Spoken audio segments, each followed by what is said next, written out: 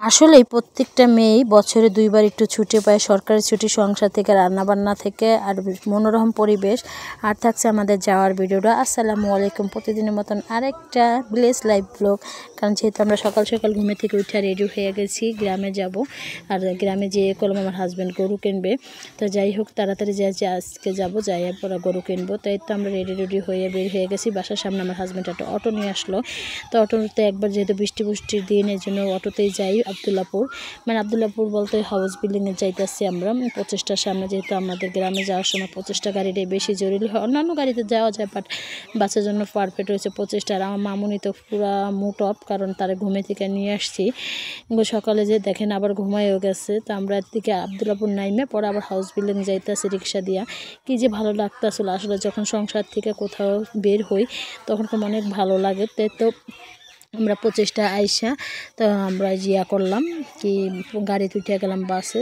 তো দেখেন আমার হয়তো গ্রামে কিছু চিল্লাপাল্লা শুনতে পারবেন, কারণ গ্রামে এসে আমি বয়সটা দিতে আসি। তো আমরা বাসে এটা আমার হাজব্যান্ড আবার আম কিনলো, আম মাখানো। তো আম খাইলাম, তারপর পেয়ারা খাইলাম। তো যাই হোক, এদিকে আবার আমার হাজব্যান্ড আমার পছন্দের জিনিস নিয়ে আসছে, সমোসা আর সিঙ্গারা। যেহেতু আমি সমোসাটা ভীষণ পছন্দ, আমার চাতাইতেও আসলো যে সমোসা তোমার প্রিয় খাবার। তা যাই হোক, বাসে বসে খাইতেছিলাম। যেহেতু আমরা নাস্তা খেয়ে বের হই না, ভোরবেলা বের হয়ে গেছি। আর আমরা এখন কয়েকদিন ছুটিতেই থাকবো, কারণ সংসার থেকে একটু যাইয়া শ্বশুরবাড়ি বাপের বাড়ি যে একটু মজা করবো, কোরবানি পালন করব, সবাই দোয়া করবেন।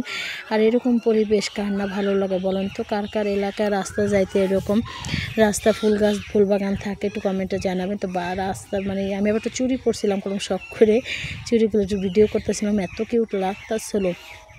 প্রত্যেকটা মেয়ে এরকম 2 ঈদে একটু ছুটি পায় গ্রামে চাইলে, তারপর শ্বশুরবাড়িতে গেলে তো টুকিটাকি একটু কাজ করতে হবে। যেহেতু আমরা বাস স্ট্যান্ডে যে নেমে গেছি, বাস স্ট্যান্ড থেকে আমরা আবার ভ্যানে উঠছি। উঠে আমার ছেলেরা জিজ্ঞেস করতেছিলাম কোথায় যাবো, বলতেছে না আমাদের দাদাবাড়ি যাবো না, যেহেতু আমরা মেয়ে মানুষ আগে তো শ্বশুরবাড়ি যেতে হয়। আমার বাপের বাড়ি শ্বশুরবাড়ি অতটাও বেশি দূর না, আগে তারপর শ্বশুরবাড়িতে যাই, পরে 2-1 দিন কালকে কি পরশু দিন আমার বাপের বাড়ি যাই, পরে আবার আসতে হবে। মানে আমার গ্রামে গেলে তো কী হয়, মানে শ্বশুরবাড়ি বাপের বাড়ি দৌড়াদৌড়ি করতে আমার জীবনটা শেষ হয়ে যায়। কারণ হ্যাঁ, কিছু রেডি করলে আমার ফোন দেয়, আবার আমার বাপের বাড়ি রেডি করে, মানে এদিক ওদিক যাইতে মানে অস্থির হয়ে যাই। তো যাই হোক, এদিকে আমরা একবার ভ্যানে যাইতেছি, আজকে অটোতে যাইনি, কারণ ভ্যানে দেখি ভালোই লাগতেছে। আবার মাঝখানে একটু বৃষ্টিও নামছিল, একটু করে দেখেন বৃষ্টি মানে হালকা নামছিল, তখন ভিডিও করে মোবাইল ভিজে যাবে দেখে। তো যাই হোক, হালকা পাতলা ভিডিও করলাম, আপনাদের সাথে শেয়ার করলাম গ্রামে যাওয়ার, গ্রামে কী করলাম না করলাম, যা কী খাইলাম, কী গরু কিনলাম, অবশ্যই নেক্সট ভিডিওতে পাবেন।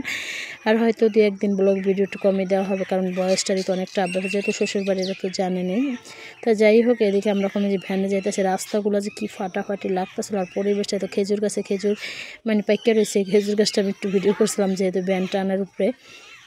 আর এই সিজনটা অনেক ভালো লাগে, পাট ক্ষেত দেখা যায়, তারপর ধান ক্ষেত, খেজুর, আবার হলো কাঁঠাল, কাছে কাছে কাঁঠাল ঝুলিয়ে রয়েছে, কী যে ভালো লাগতেছিলো।